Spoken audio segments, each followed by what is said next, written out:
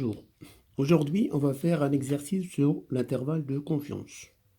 Alors, lors d'une épidémie de grippe, 13 des élèves d'une classe de terminale ES, qui compte 34 élèves, ont contracté la maladie. On suppose que cette classe constitue un échantillon représentatif de l'ensemble des 850 élèves du lycée. Alors, premièrement, donner la fréquence d'élèves malades dans la classe. Alors, il y a 13 élèves parmi 34. F égale 13 sur 34 égale 0,38. Justifie, alors la question petit 1, justifie que les conditions pour utiliser un intervalle de confiance au niveau de confiance 0,95 sont satisfaites. Alors là, les trois conditions, n supérieur ou égal à 30, bon, on a 34, c'est bien. N fois f égale à 34 fois 0,38, c'est plus que 5.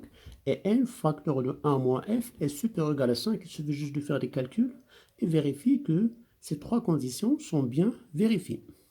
Question B, donnez cet intervalle de confiance. Alors l'intervalle de confiance par définition, f moins 1 sur racine carrée de n, f plus 1 sur racine carrée de n égale, on a calculé, 0,200, on remplace f par 0,34, racine de n par racine de 34, on calcule, on a trouvé 0,208 et 0,558. Alors question 3, Emma, élève de la classe de terminale ES, estime qu'il est possible que plus de la moitié des élèves du lycée aient la grippe. Qu'en pensez-vous? Alors, ça veut dire qu'il y a une proportion égale à plus que 0,5, plus que la moitié d'élèves. Alors, on va voir est-ce que cette proportion-là appartient à l'intervalle. À part 0,5, c'est bien entre 0,208 et 0,558. Donc, appartient à l'intervalle de confiance. Alors, qu'en pensez-vous?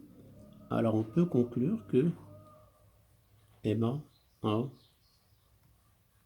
raison. Mais attention, a raison avec une probabilité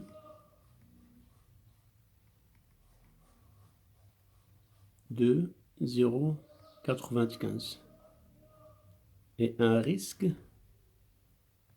de 5%. Voilà pour cet exercice. Bon courage et à la prochaine.